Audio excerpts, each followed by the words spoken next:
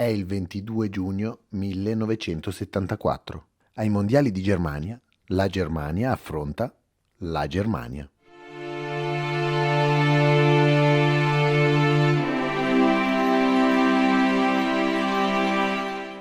Se dovete sparare, fate in modo che la persona in questione non vada via, ma rimanga con noi.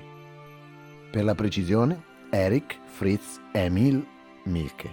E dalla sua citazione si capisce subito che tipo di personaggio sia stato. Per questa storia, però, è un punto chiave.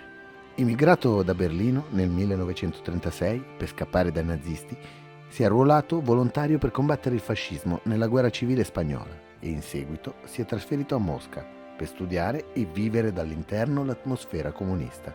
Tornato a Berlino nel dopoguerra, ritrova una città divisa in due parti.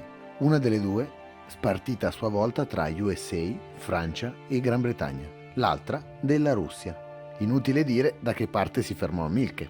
Gli venne affidato il compito di riorganizzare la polizia della DDR, ma soprattutto fu tra i fondatori della Stasi, i servizi segreti tedesco-orientali, tra i più feroci e organizzati di sempre. Un J. Edgar Hoover in versione tedesca, con la differenza che, oltre al grande lato oscuro, aveva una passione spropositata per lo sport, e il calcio in particolare. Infatti fondò la DDR Oberliga, la Serie A della Germania dell'Est, una prima categoria ma dilettantistica. Negli anni 50 dominava la Dinamo Dresda, che rappresentava la polizia popolare della Germania dell'Est, ma si sfaldò causa la fuga verso ovest di praticamente tutta la rosa, calcolando che fino al 1961 il muro non era ancora stato eretto e le restrizioni sugli spostamenti erano più leggere. L'altra era la squadra della Stasi, la Dinamo Berlino, la squadra di Mielke. Una formazione dura e mai doma, tanto da raggiungere il terzo posto alle Olimpiadi di Monaco nel 1972. In quelle Olimpiadi si affrontarono già le due Germanie e la spuntò quella dell'Est per 3-2, anche se la squadra dell'Ovest era formata da giocatori dilettanti. Quindi il valore dell'impresa era di portata irrilevante, considerato che nell'Est giocavano invece i titolari, che per la FIFA erano considerati comunque dilettanti.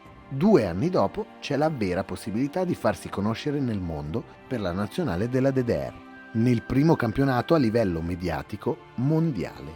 Mielke doveva approfittarne e, caso vuole o con il probabile aiuto del presidente FIFA Joao Havelange, che fu il mentore di Blatter e il primo vero venditore del gioco del calcio, Germania Ovest e Germania Est finirono nello stesso girone.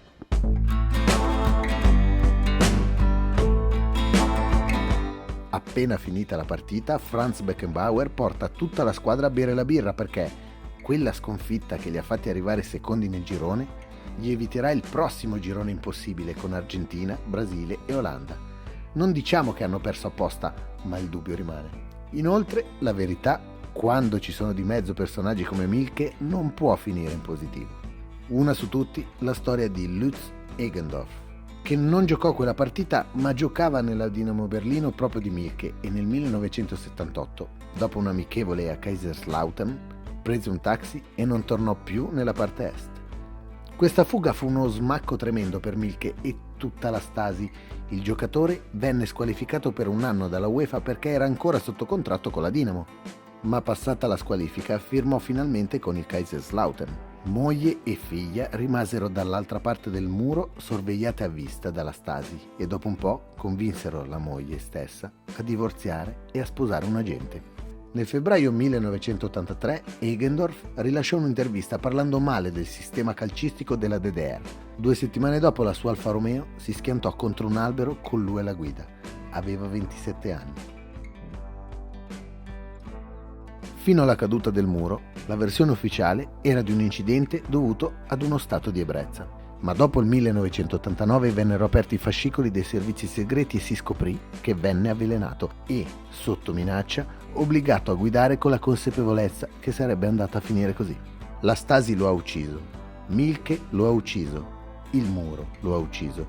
A lui e a molti altri a cui è stata definitivamente cambiata la vita.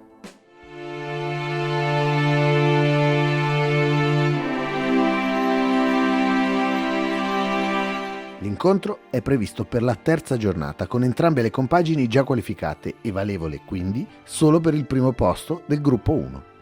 L'Ovest di Beckenbauer, Zähler e Müller è ovviamente favorito. La partita è molto lenta, a tratti noiosa, si avvia verso uno scialbo 0-0, fino a che al 78esimo una sconosciuta ala sinistra, Jürgen Sparwasser, segna passando in mezzo ai centrali difensivi in maglia bianca. Dei 60.000 sugli spalti, solo gli 8.000 selezionatissimi tifosi della DDR possono esultare. Un gol dal valore storico propagandistico secondo a nessuno. Un operaio in rappresentanza di una squadra di dilettanti che batte un colosso mondiale e capitalista è una favola che neanche il miglior sceneggiatore avrebbe potuto scrivere. Ma l'abbiamo visto, gli sceneggiatori ci sono stati. È stata vista sempre come una bella favola questa partita, e in parte lo è.